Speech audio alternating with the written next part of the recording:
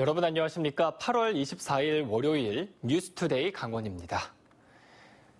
주말 사이 강원도 내 코로나19 확진자가 크게 늘었습니다. 특히 춘천에서는 초등학생 확진자가 처음 발생해 등교 수업에서 원격 수업으로 긴급 전환됐습니다. 또 원주에서는 체육관발 확진자가 끊이질 않고 있습니다. 이재규 기자가 취재했습니다. 춘천 시내 한 초등학교. 휴일이지만 학생과 부모, 교직원들이 학교를 분주히 오갑니다. 코로나19 검사를 받기 위해서입니다. 22일 이 학교 학생 2명이 확진 판정을 받았기 때문입니다. 확진자 2명은 이 학교 2학년과 5학년생으로 형제입니다. 이들 중 한 명인 2학년 학생은 개학 첫날인 지난 21일 등교했습니다. 보건당국은 이날 등교했던 1, 2학년 학생과 교직원 전원을 대상으로 코로나19 검사를 하고 있습니다. 교육청은 24일부터 28일까지 초중고를 포함하는 춘천 지역 모든 학교에서 원격 수업을 하기로 결정했습니다. 일주일이 지난 이후의 상황은 감염병 추세를 지켜보면서 다시 결정할 예정입니다. 초등학생 2명은 앞서 확진 판정을 받은 18번째 확진자의 손자들입니다. 18번째 확진자인 이 할머니는 18일과 21일 춘천 시내 한 내과를 방문했고 20일에는 춘천 시내 대형 사우나를 다녀왔습니다. 보건당국은 이 할머니의 집과 퇴계동 일대를 방역하고 해당 초등학교 학생들에게는 외출 자제를 당부했습니다. 원주에서는 체육관발 확진자가 또 나왔습니다. 체육관 확진자인 고등학생과 같은 반 학생으로 확진 판정을 받은 유치원 교사 자녀와도 같은 반으로 확인됐습니다. 전파 경로가 불분명하던 유치원 교사 전파 경로 역시 체육관일 가능성이 높아 보입니다.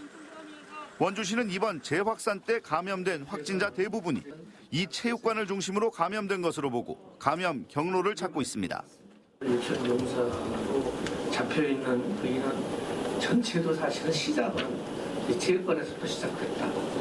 이렇게 볼 수 있겠습니다. 현재 도내 확진자 수는 전국 대비 1% 미만 수준이지만 학생 확진자가 다수 나오며 대규모 확산 우려가 커지고 있습니다. MBC 뉴스 이재규입니다.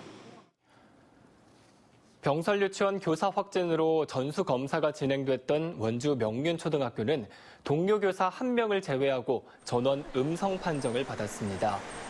명륜초등학교 교직원과 학생, 그리고 원생이 확진된 어린이집 교사와 원아 등 관련자 474명은 모두 음성 판정을 받았고 일부 밀접 접촉자만 격리 조치됐습니다. 확진자가 나온 흥원 면사무소도 밀접 접촉자 6명 모두 음성이 나와 자가 격리됐고 방역이 완료돼 오늘부터는 정상적으로 운영됩니다. 코로나19의 지역 감염이 확산되면서 강원대학교가 당초 계획과는 달리 올해 2학기 초 모든 수업을 비대면으로 진행하기로 결정했습니다.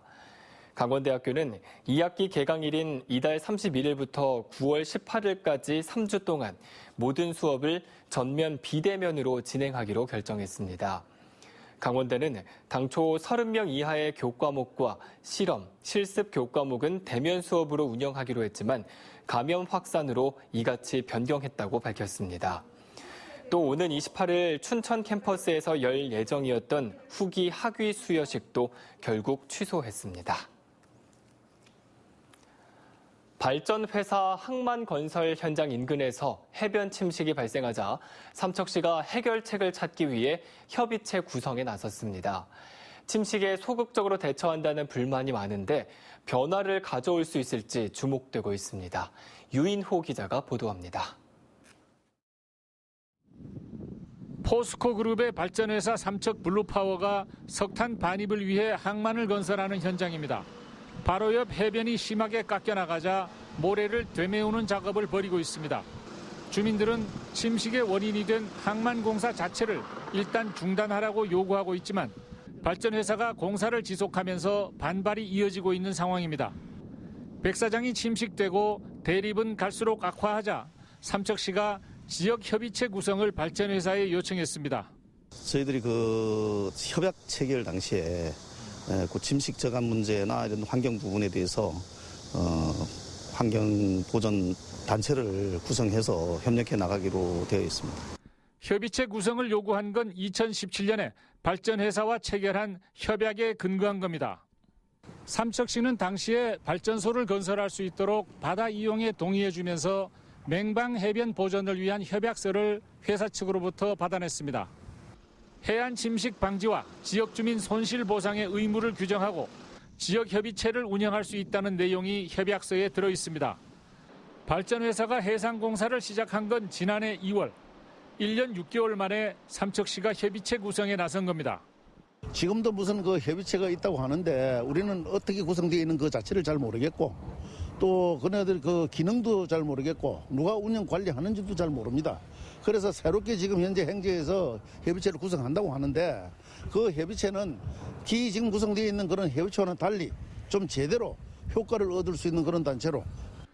발전회사는 환경부가 요구한 환경관리 협의체를 이미 별도로 운영하고 있습니다. 공무원, 발전회사 직원, 주민, 교수 등 15명이 분기에 한 번씩 회의를 여는데 이 협의체 대표는 해안 침식에 대해서는 아직 별 논의가 없었다고 밝혔습니다. MBC 뉴스 유인호입니다.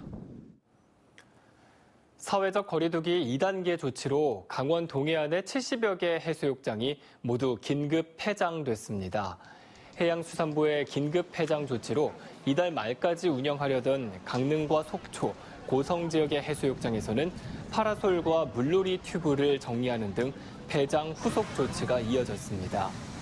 하지만 일부 대형 해수욕장에서는 해수욕객들이 물놀이를 하는 등 지침이 제대로 지켜지지 않았습니다.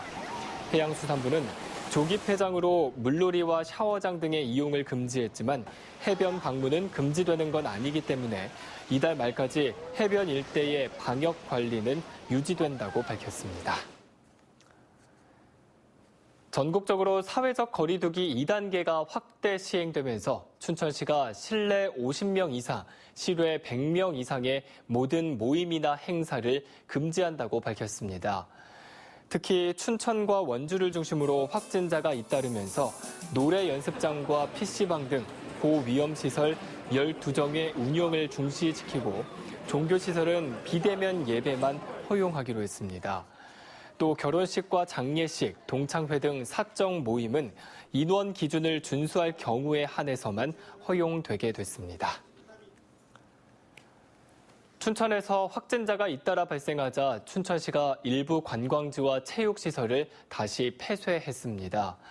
춘천시는 구곡폭포 캠핑장과 박사마을 어린이 글램핑장 운영을 중단한다고 밝혔습니다. 또 국민생활관과 호반체육관 등 공공체육시설도 휴관 조치하고 지역 자활센터 13개 사업단도 임시 중단했습니다. 또 옛 김유정역과 소양강 스카이워크, 시티투어, 그리고 외국인 관광택시의 운영도 중단됐습니다. 원주 지역의 신속한 코로나 검사를 위해 인근 지자체와 정부에서 전문 의료 인력이 파견됐습니다. 원주시는 인근 지자체와 정부에서 공중보건의 등 13명의 전문 의료 인력을 파견받고 원주 소방서로부터 구급차 석 대와 직원 1명을 24시간 지원받아 확진자 수송 대책을 보완했습니다. 또 신속한 동선 파악을 위해 역학조사에 직원 22명을 추가 배치하고 읍면동 방문 강운호 인력 5명을 방역대책본부로 전환 배치했습니다.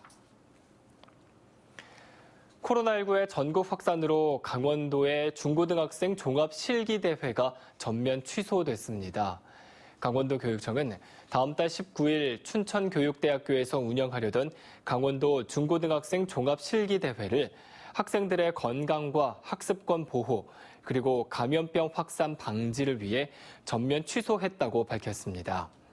중고등학생 종합실기대회는 도내 중고등학교 예술교육활동 활성화를 위한 음악과 미술, 문학, 무용 등 부문별 재능 발표 대회입니다.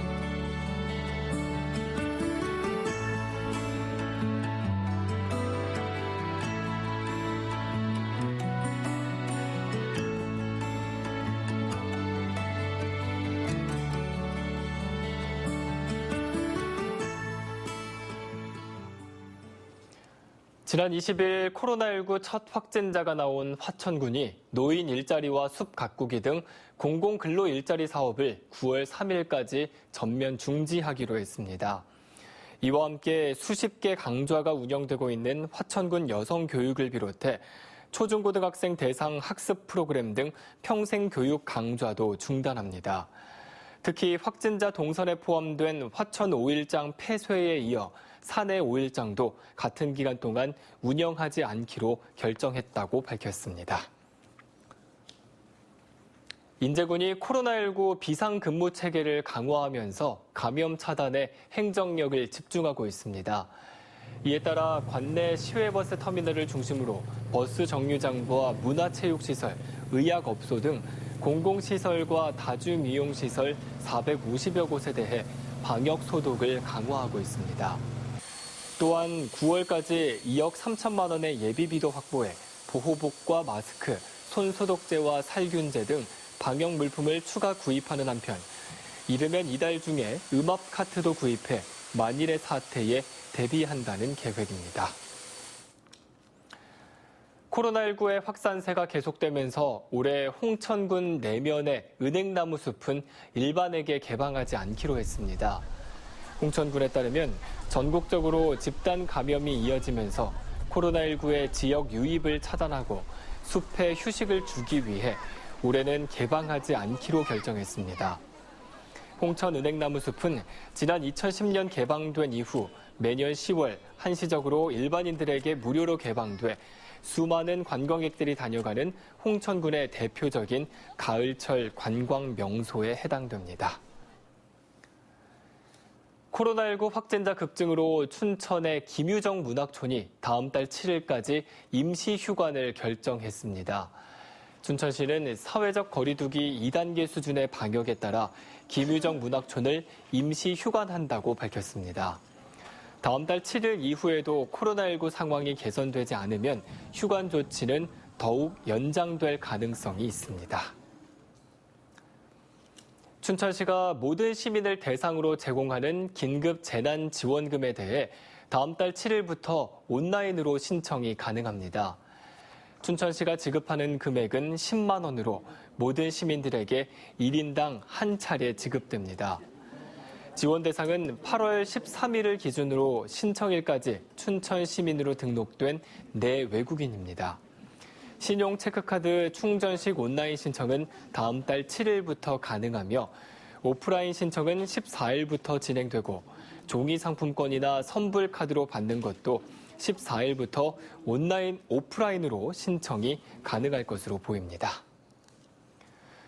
고용노동부는 코로나19 재확산에 대응해 가족 돌봄 휴가 비용 지원 기간을 다음 달 30일까지로 연장하기로 결정했습니다. 가족 돌봄 휴가 비용 지원은 코로나19 등으로 집에서 자녀를 돌봐야 하는 직장인이 가족 돌봄 휴가를 낼 경우 1인당 하루 5만 원씩 최장 10일 동안 지급하는 제도입니다. 비용 지원 기간은 당초 올해 1학기까지지만 최근 코로나19의 재확산으로 연장하기로 결정한 겁니다. 이상으로 뉴스투데이 강원을 마칩니다. 시청해주신 여러분 고맙습니다.